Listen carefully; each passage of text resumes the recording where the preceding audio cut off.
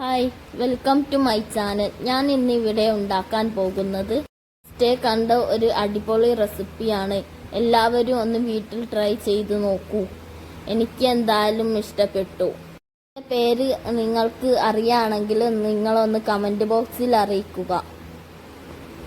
അതിന് വേണ്ടി ഞാനിവിടെ 6 പഴം എടുത്ത് വെച്ചിട്ടുണ്ട്. ഇനി ഇതൊന്ന് കട്ട് ചെയ്ത് വേവിപ്പിച്ചെടുക്കാം. വേണ്ടി ഞാനിവിടെ 1 കപ്പ് വെള്ളം ചേർത്ത് കൊടുക്കുന്നുണ്ട്. ഇനി അതിന് വേണ്ടി ഞാനിവിടെ 2 ആണി ശർക്കര എടുത്തിട്ടുണ്ട്. ഇതൊന്ന് നമുക്ക് ചെത്തിയിടുക.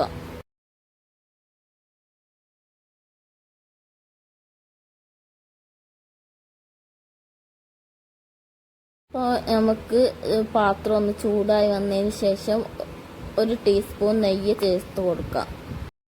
നെയ്യൊന്ന് ചൂടായി വന്നതിന് ശേഷം നമുക്ക് ശർക്കര എല്ലാം കൂടി ഇതിലേക്ക് ചേർത്ത് കൊടുക്കാം. എന്നിട്ട് നന്നായി ഒന്ന് മിക്സ് ചെയ്യണം.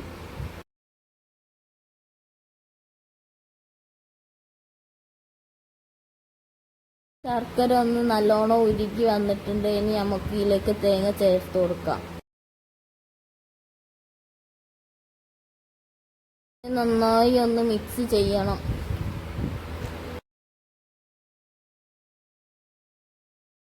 നന്നായി മിക്സ് ചെയ്യണം. എന്നിട്ട് നമുക്ക്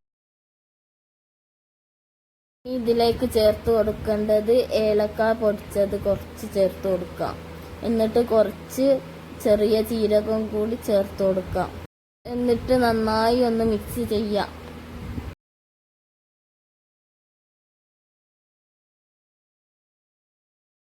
എന്നിട്ട് കുറച്ച് ഉപ്പും കൂടി ചേർത്ത് കൊടുത്തിട്ട് നല്ലോണം മിക്സ് ചെയ്യണം. അടി പിടിച്ച് പോവരുത്. സിമ്മിലാക്കിയിട്ടാണ് നമ്മൾ ഇതാക്കേണ്ടത്. എന്നിട്ട് കുറച്ച് അണ്ടിപ്പരിപ്പ് ഇടുക. കുറച്ച് കിസ്മിസും കൂടി ഇട്ട് കൊടുക്കാം. ഇനി പുഴുങ്ങി വെച്ച പഴം ഒന്ന് നമുക്ക് ഇതിങ്ങനെ ഒടിച്ച് കൊടുക്കണം. നല്ലോണം ഒന്ന് ഒടിച്ച് കൊടുത്തിട്ടുണ്ട്. ഇനി ഇതിലേക്ക് നമുക്ക് കുറച്ച് അരിപ്പൊടി ചേർത്ത് കൊടുക്കാം. എന്നിട്ട് നന്നായി ഒന്ന് കുഴച്ചെടുക്കുക. ഇനി നമുക്ക് ഇത് ഇങ്ങനെ ഒന്ന് പരത്തി കൊടുക്കുക. നല്ലോണം അമർത്തി പരത്തരുത്, അന്നപ്പോൾ നമ്മളെ പരന്നാക്കിയത് പൊട്ടിപ്പോകും.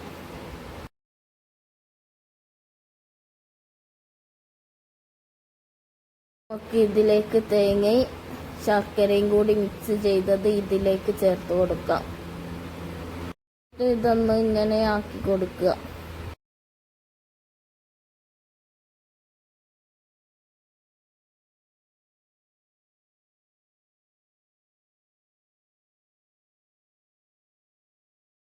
ഇതൊന്ന് നന്നായി മടക്കി കൊടുക്കുക. ഇത് ചുറ്റും മടക്കണം.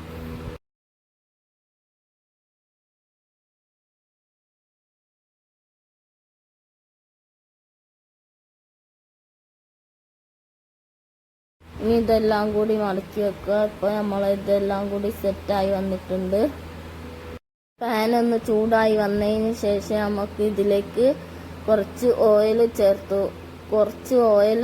ഒഴിച്ചു കൊടുക്കാം. ഓയിൽ ഒന്ന് ചൂടായി വന്നതിന് ശേഷം നമുക്ക് ഇതിലേക്ക് ഓരോന്ന് ഇട്ട് കൊടുക്കാം.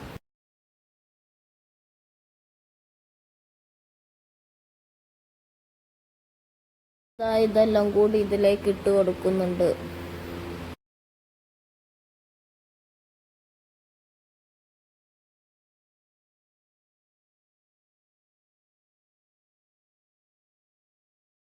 ഇതൊന്ന് നമുക്ക് മറിച്ചിടുക. കൂട്ടിയിടരുത്, കരിഞ്ഞു പോകും. സിമ്മിലാക്കിയിടണം.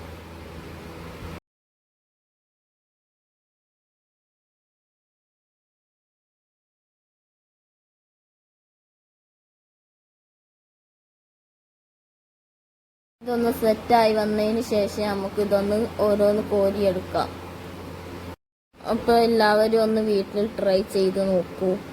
എൻ്റെ വീഡിയോ ഇഷ്ടപ്പെട്ടാൽ ലൈക്ക് ചെയ്യാനും സബ്സ്ക്രൈബ് ചെയ്യാനും മറക്കല്ലേ. അപ്പോൾ അടുത്ത വീഡിയോയിൽ കാണാം. ഓക്കെ, ഇൻഷാ അല്ലാ. അസ്സലാമു അലൈക്കും.